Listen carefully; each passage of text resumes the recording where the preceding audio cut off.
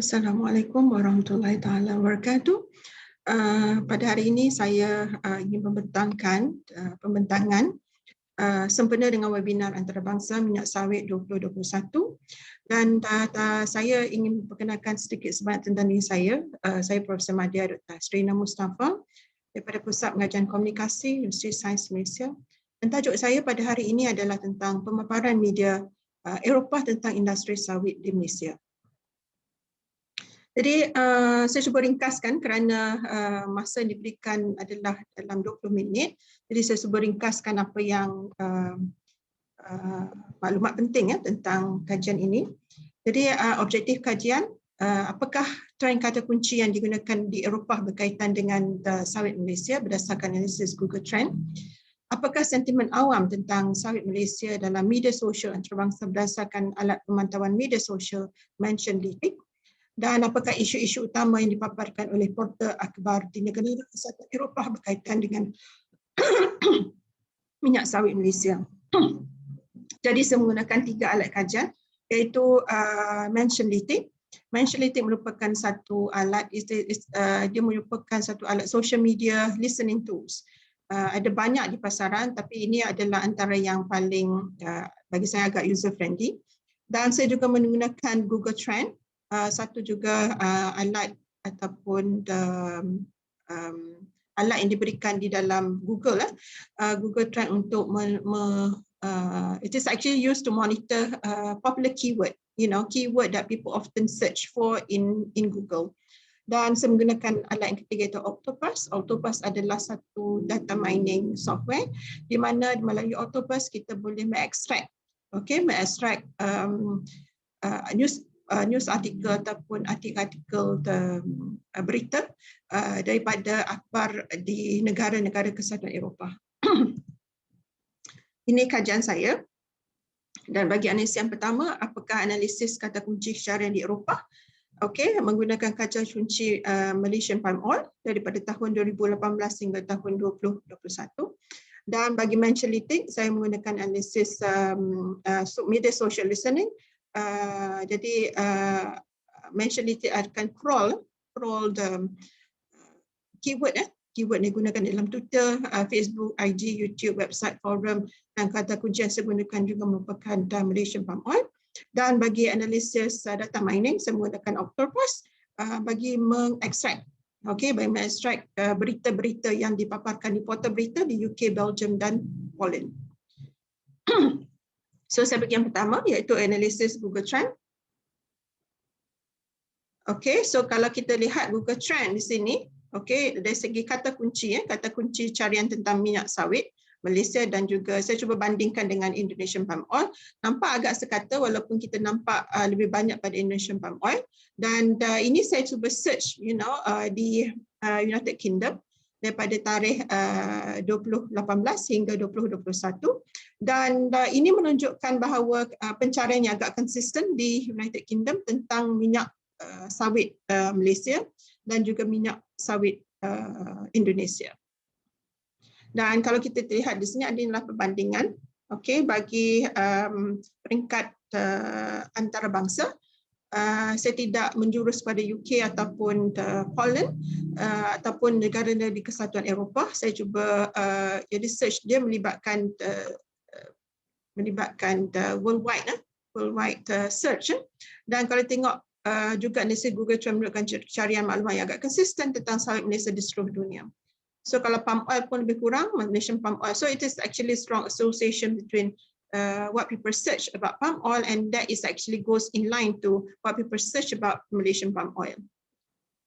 Seterusnya dari segi Google Trend kata kunci popular, dan saya menjuruskan di sini bagi negara-negara di khususnya negara-negara di Eropah. Dan kalau kita lihat di sini, kata kunci yang popular, sepanjang daripada tahun 2018 hinggalah tahun 2021, kata kunci yang besar menunjukkan lebih popular. So palm oil product, dan kita juga lihat di sini orang utan palm oil, Nutella palm oil, what is palm oil, deforestation, oil palm deforestation, orang utan palm oil fact, palm oil Iceland, palm oil is bad, jadi ada bertimbul di sini apabila kita menganalisis Google Trend, kata-kata kunci yang popular melibatkan kata kunci yang agak negatif kepada Malaysian palm oil. Dan kalau tengok rising keyword adalah emerging keyword, maksudnya kata kunci yang baru di sekitar tahun ini, ataupun di hujung tahun lepas. Antara yang popular adalah soap without palm oil, Oreo palm oil, does Nutella contain palm oil, Nutella and palm oil free Nutella, Iceland palm oil free. So this is actually a campaign that is actually run in Iceland tentang mempromosikan produk-produk yang tidak mengandungi minyak sawit. Produk without palm oil di UK dan sebagainya. So basically kita dapat lihat di sini bahawa timbul kata-kata ataupun kata kunci carian yang berbentuk negatif di negara-negara Kesatuan Eropah. Dan saya sekarang ni saya masuk pula kepada metode yang kedua, iaitu dari segi social media listening tool. Apakah yang berkatakan tentang Sawit Malaysia di seluruh dunia berdasarkan social media listening tool? Saya tidak menjurus kepada Kesatuan Eropah kerana apabila saya cuba menjuruskan pada negara, jumlah itu tidak terlalu signifikan. Jadi data dia tak dapat capture. Jadi bila kita cover untuk satu dunia, maka dia adalah data itu akan lebih jelas. Sebutan tentang sawit Malaysia paling banyak datang daripada US, India dan China. So kalau kita tengok dari segi taburan, sebenarnya negara Eropah tidak timbul dalam apabila kita menilai secara keseluruhan. Kebanyakan sebutan tentang minyak sawit Malaysia sama ada positif dan negatif. Sentimen terhadap minyak sawit Malaysia sebenarnya datang daripada USA, India dan China selain pada Malaysia sepanjang tahun 2020. So kalau kita lihat di sini this chart, bar chart, kita dapat lihat this pie chart. Of course yang Malaysia yang paling tinggi, sebutan paling banyak datang daripada Malaysia. Sebutan yang kedua terbanyak sebenarnya datang daripada US. Sebutan yang ketiga terbanyak sebenarnya datang daripada India dan seterusnya others. Kebanyakan sebutan adalah bahasa Inggeris dan bahasa Indonesia. This is quite surprising. The fact that maksudnya di sini apabila kita memberikan maklumat, kita banyak menggunakan bahasa Inggeris walaupun daripada MPOB sendiri. Dan kita the highest Malaysia, diikuti oleh United States, India, China dan Pakistan dan seterusnya. Dan kebanyakan sebutan datang daripada YouTube dan laman sesawan dan bersifat neutral. So kalau kita tengok ni, kebanyakannya mencapai jumlah hampir 2 million, 2 juta orang, dan social engagement 166K, dan dari segi sentimen kebanyakannya adalah berbentuk neutral. Dan kebanyakannya sebenarnya datang daripada YouTube dan laman sesawang. Apabila YouTube dan sama, jadi kita tahu this is a control media, maksudnya media yang dimiliki oleh sama ada organisasi ataupun corporate, kecuali YouTube lah. So jadi dia ada media that can be controlled. Dan dari segi kalau kita lihat dari segi bentuk paparan ataupun saya cuma pilih di sini dari segi negative mention. Dan kalau kita lihat di sini, currently banyak issues yang dibangkitkan adalah berkaitan dengan hak-hak pekerja di ladang kelapa sawit. Di sini dan di sini di Reuters juga disebutkan lately ada disebutkan tentang hak-hak pekerja di ladang kelapa sawit. So those are negative negative mentions. Dan kalau kita lihat di sini top sources of mention datang daripada beberapa YouTube channel. Contohnya pada Info Popular. This is of course yang tertinggi adalah Malaysian Palm Oil Board. Dan yang kedua adalah Info Popular. Yang ketiga adalah juga daripada YouTube Othman Jeremy. And kemudian Abbas Channel. Kemudian Muhammad Rojikin. Dan BR Coder. Dan ada setengah kalau tengok merah di sini adalah mention yang bentuk negatif.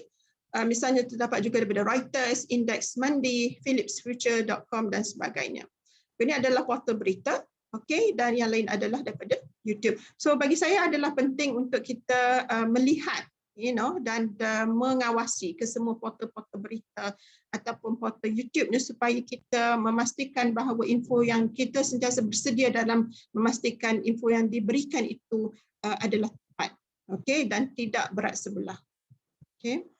Dan seterusnya yang ketiga adalah apakah yang dipaparkan oleh portal berita Kesatuan Eropah tentang minyak sawit Malaysia ataupun sawit Malaysia menggunakan di sini Octopus untuk mengekstrak data. Dan di sini 4 tema yang saya keseluruhannya kita di UK 4 portal berita itu The Guardian, BBC, Metro, The Sun, so keseluruhannya 80. Sebenarnya apabila kita menggunakan data mining, data tersebut adalah amat banyak, tetapi dalam analisis oleh kerana apabila kita melihat keseluruhannya, kesemuanya memberikan data yang sama, maksudnya data dah menjadi saturated, therefore kita stop at 80 article. Di Poland, saya pun mengalami kesusahan untuk pronounce this, okay, I prefer not to pronounce this. So 80 artikel, okay. Dan di Belgium, the Brussels Times, Metro, Gazette Van, okay, saya pun tak tahu macam mana nak sebut. Dan di sini juga 80 artikel, keseluruhannya 240 artikel yang kita analisis menggunakan thematic analysis. So daripada thematic analysis, 4 tema yang kita jumpai: penebangan hutan, kepupusan orang hutan, pencemaran alam dan isu buruh di ladang-ladang kelapa sawit. Tapi kalau kita cuba reflect balik, apabila kita melihat analisis data melalui Google Trend, kita melihat dua tema utama yang paling tinggi dari segi penebangan hutan dan kepupusan orang hutan. Okay, so dan seterusnya saya pergi tema yang pertama iaitu penebangan hutan. Ini adalah isu-isu yang disebut dan misalnya akhbar the fact, okay, ekstraktan minyak sawit sangat kontroversi di mana penanaman banyak hutan hujan di Indonesia Malaysia telah musnah. BBC menuduh bahawa penghasilan minyak kelapa sawit menyebabkan penanaman hutan yang besar. Ini adalah gambar-gambar yang ditunjukkan. Dan seterusnya tema yang kedua tentang kepupusan orang hutan. Dan misalnya di Poland, Super Express membuat dakwaan bahawa produk Cadbury telah membantu memusnahkan habitat orang hutan di Indonesia dan Malaysia. Akhbar di Poland mengatakan penebangan hutan mengancam habitat semulaja orang hutan, menyebabkan spesies tidak menjadi sumber makanan. Dan kempen turut mewawarkan kempen saya tidak makan sawit, saya demi orang hutan. Dan satu kempen yang dijalankan Rantan, satu video yang telah dikongsikan dan mendapat reaksi yang hebat dari segi populariti adalah Rantan. So jadi ini adalah satu yang perlu kita lihat dan mungkin boleh dinilai kembali oleh MPOB. Dan tema ketiga adalah dari segi eksploitasi buruh dan buruh kanak-kanak. Okay, misalnya disebut, okay, ini satu artikel daripada The Guardian, why do we care more about orang hutan than migrant workers? Okay, dan di sini tentang eksploitasi buruh dan kanak-kanak, akhbar di Belgium melaporkan bahawa kanak-kanak berusia 8 hingga 14 tahun di ladang kelapa sawit melakukan kerja fizikal yang berat. So ada gambar yang turut ditunjukkan. Dan seterusnya tema yang terakhir iaitu segi pencemaran alam sekitar, iaitu dari segi jerbu. BBC UK, Southeast Asia Haze, what is slash and burn? Teknik tebang dan bakar amalan pertanian digunakan untuk membersihkan tanah, dan mereka mengaitkan amalan ini dengan tujuan peladangan bagi tanaman kelapa sawit. Dan the Brussels Times, okay, kebakaran hutan di Indonesia telah memberikan kesan kepada negara-negara jiran yang lain seperti Malaysia dan Indonesia disebabkan oleh faktor itu penanaman kelapa sawit. Ada 4 tema utama, tapi yang paling tinggi adalah tema iaitu penebangan hutan dan juga dari segi pempupusan orang hutan. So satu cadangan, masa hampir tamat, saya mencadangkan bahawa kita perlu banyakkan lagi paparan ataupun sebutan tentang minyak kelapa sawit. Sekarang ni kalau kita lihat di Eropah banyak paparan diberikan atau sebutan yang adalah sebutan yang berbentuk sama ada yang berbentuk negatif yang datang daripada Eropah.